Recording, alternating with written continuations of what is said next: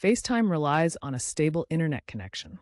On T-Mobile, problems often arise from weak cellular signals or outdated carrier settings. Wi-Fi calling is a T-Mobile feature that routes calls, including FaceTime, over Wi-Fi when your cellular signal is poor.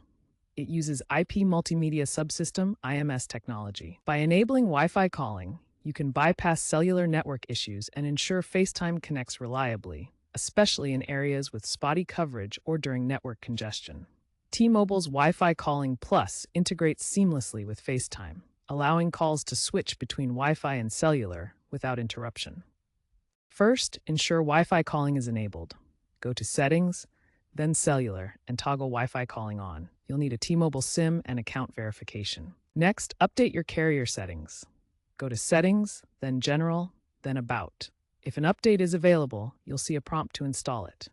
Outdated settings can cause FaceTime to fail. If issues persist, toggle airplane mode on and off, or reset your network settings in Settings General, Transfer or Reset iPhone, Reset Network Settings.